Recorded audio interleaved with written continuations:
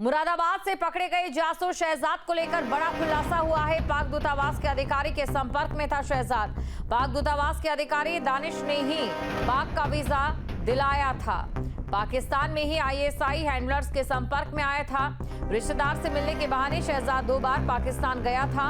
अब शहजाद के बैंक खातों की जांच भी की जाएगी। बड़ी खबर आपको बता रहे हैं, पाक दूतावास के अधिकारी दानिश ने ही पाक का वीजा शहजाद को दिलाया था और कपड़े लेने के बहाने से या रिश्तेदारों के मिलने के बहाने से शहजाद पाकिस्तान का चक्कर लगाया करता था। पाकिस्तान में ही आईएसआई के हैंडलर्स के संपर्क में आया था। रिश्तेदार से मिलने के बहाने शहजाद 2 बार पाकिस्तान गया था। खबर पर अधिक जानकारी के साथ संवाददाता मोहम्मद इमरान हमारे साथ जुड़ चुके हैं। मोहम्मद, देखिए, एक के बाद एक बड़े खुलासे हो रहे हैं। ऑपरेशन सिंदूर को 2 हफ्ते बीत चुके हैं और अब ऐसे में जो सेंधमारी देश की सुरक्षा को लेकर कर रहे हैं, उन पर सेंध लगाई जा रही है।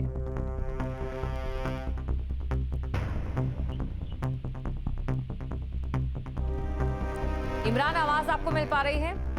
जी जी जी जी इमरान, क्या कुछ और खुलासा हुआ है? देखिए, बिल्कुल उत्तर प्रदेश एटीएस को ये जानकारी मिली थी कि रामपुर जिले के टांडा का रहने वाला शहजाद जो कॉस्मेटिक मसाले और कपड़ों की तस्करी सीमा पर कर रहा है और पाकिस्तान कई बार आ जा चुका है। तो वही यूपी एटीएस ने कार्रवाई करते हुए शहजाद को मुरादाबाद से गिरफ्तार किया है और एटीएस उसे लखनऊ ले गई। इस पूरे मामले को लेकर शहजाद की पत्नी रजिया ने भी इस बात की पुष्टि की है कि शहजाद कपड़ा खरीदने के लिए लाहौर जाता था, लेकिन पाकिस्तान जाने की पुष्टि उसके परिवार के द्वारा की गई है। तो कहीं ना कहीं यूपी एटीएस पूरे मामले की गहनता से जांच कर रही है, क्योंकि ये सुरक्षा से जुड़ा मामला है। और शहजाद पर जो आरोप लगाए गए हैं वो आरोप ये थे कि आईएसआई के जो एजेंट है उन्हें पैसा मुहैया कराता था, साथ ही उन्हें सिम कार्ड भी प्रोवाइड उसके द्वारा कराए गए थे और आईएसआई के एजेंटों के लगातार संपर्क में था। इसी को लेकर यूपी एटीएस ने बड़ी कार्रवाई की है। जी शुक्रिया मोहम्मद, तमाम जानकारी को दर्शकों तक पहुंचाने के लिए। बड़ी कार्रवाई की गई है। शहजाद की जो पत्नी है रजिया, उनकी ओर से भी ये कबूल किया गया है कि वो पाकिस्तान जा चुका है।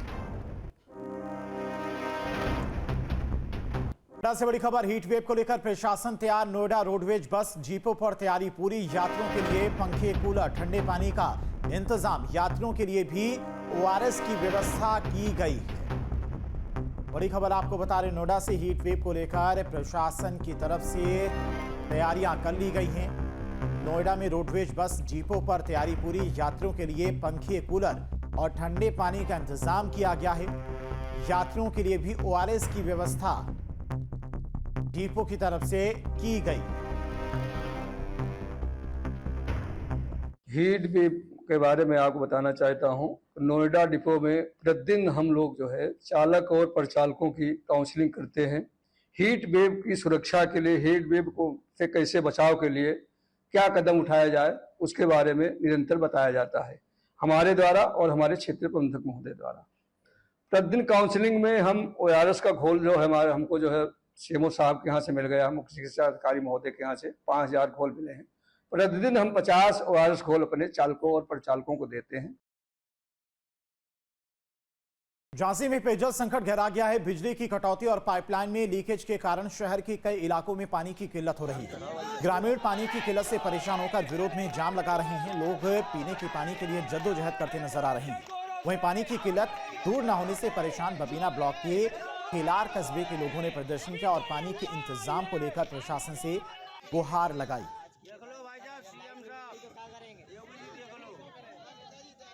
पानी हमारे यहाँ नहीं आता। आप पत्रकार बंधु हैं, आपने भी देखा होगा, हम कई वर्षों से जाम लगाते आ रहे हैं, लेकिन हमें झूठा आश्वासन मिलता है, पानी नहीं मिलता। और बरसात और सर्दी में तो ये है कि चलिए ईश्वर की कृपा हो जाती है, लेकिन गर्मियों में तो कोई कृपा नहीं है किसी की, सिवा नेता नगरी के या गांव के बुजुर्ग लोगों के या बड़े लोगों के जो बाहुबली लोग हैं। और हमारे इन मोहल्लों में बिल्कुल पानी नहीं आता। और ललितपुर से एक और बड़ी खबर, डीपीआरओ ऑफिस में शासन के आदेशों को उड़ाई जा रही धज्जियां। सफाई कर्मियों को बना दिया मजदूर। कार्यालय में टाइल्स लगाते नजर आए सफाई कर्मचारी। कार्यालय में मजदूरी होने से ग्रामीण इलाकों में नहीं हो रही सफाई और डीएम ने जांच के आदेश दिए। बड़ी खबर, ललितपुर से जहां पर डीपीआरओ ऑफिस में शासन के आदेशों की धज्जियां उड़ाई जा रही हैं और सफाई कर्मियों को मजदूर बना दिया गया। कार्यालय में टाइल्स लगाते नजर आए सफाई कर्मचारी। कार्यालय में मजदूर होने से ग्रामीण इलाकों में सफाई नहीं हो पा रही। हालांकि अब डीएम ने जांच के आदेश दिए हैं।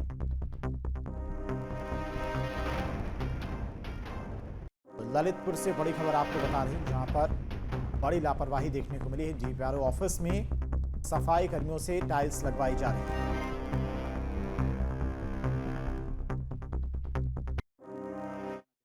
अलीगढ़ से बड़ी खबर, मिलावटखोरों के खिलाफ छापेमार कार्रवाई। 2 डेयरियों पर की गई छापेमार कार्रवाई। पनीर, घी और मिल्क पाउडर के लिए 6 नमूने। भारी मात्रा में मिल्क पाउडर को सीज किया गया है। बड़ी खबर आपको बता रहे हैं, अलीगढ़ से अलीगढ़ में मिलावटखोरों के खिलाफ छापेमार कार्रवाई की गई है। 2 डेयरियों पर की गई छापेमार कार्रवाई। पनीर, घी और मिल्क पाउडर के लिए 6 नमूने। भारी मात्रा में मिले मिल्क पाउडर को सीज किया गया है। तो बड़ी खबर आपको बता रहे हैं, अलीगढ़ से अलीगढ़ में मिलावटखोरों के खिलाफ छापेमार कार्रवाई देखने को मिली है। 2 डेयरियों पर की गई छापेमार कार्रवाई। पनीर, घी और मिल्क पाउडर के 6 नमूने लिए गए हैं। भारी मात्रा में मिले मिल्क पाउडर को सीज किया गया है।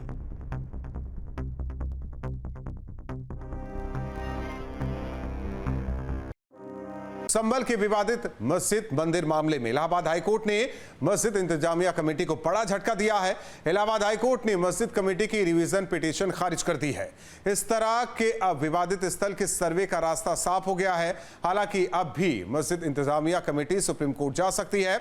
आपको बता दें कि मस्जिद कमेटी ने 19 नवंबर 2024 को सिविल कोर्ट द्वारा दिए गए सर्वे के आदेश को हाईकोर्ट में चुनौती दी थी। देखिए खास रिपोर्ट, सर्वे भवन तो सिखना।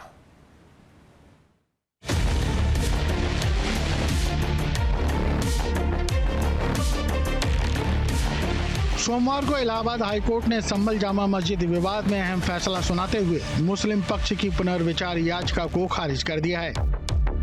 मतलब ये कि संभल शाही मस्जिद के सर्वे पर रोक नहीं लगेगी। इस मामले में अदालत ने 13 मई को फैसला सुरक्षित रखा था।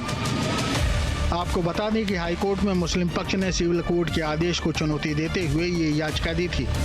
जस्टिस रोहित रंजन अग्रवाल ने मस्जिद कमेटी के वकील, मंदिर की तरफ से हरिशंकर जैन और एएसआई के वकील की बातें सुनने के बाद ये फैसला लिया था। मुस्लिम पक्ष की दलील थी कि लोअर कोर्ट को सर्वे कमिश्नर के चयन का अधिकार नहीं है। बहुत ही महत्वपूर्ण निर्णय है ऑनरेबल इलाहाबाद हाईकोर्ट का। और जितने लोगों ने देश में भ्रम फैलाया था कि ऑनरेबल सिविल जज सीनियर डिवीजन चंदौसी ने 19 नवंबर को सर्वे कमिश्नर जो अपॉइंट किया था वो गलत अपॉइंट किया था और उस अपॉइंटमेंट करने से पहले मस्जिद कमेटी को सुनना चाहिए था, ये एक बात पूरे देश में फैलाई गई थी कि हमें बिना सुने कैसे सर्वे कमिश्नर को नियुक्त कर दिया गया। आज उस प्रपोजिशन ऑफ लॉ को कोर्ट ने सिरे से खारिज कर दिया है। सिंपल प्रपोजिशन ऑफ लॉ है कि कोर्ट ऑर्डर 26 रूल 9 और 10 की पावर के एक्सरसाइज में सर्वे कमिश्नर नियुक्त कर सकती है। उस समय किसी को सुनने की कोई जरूरत नहीं है। लॉ का मैंडेट सिर्फ इतना है कि जब सर्वे कमिश्नर मौके पे सर्वे करने जाएंगे तब वो दोनों पक्षों को उनकी मौजूदगी में सर्वे करेंगे, जो यहाँ पे 19 और 24 नवंबर को दोनों दिन फॉलो किया गया था।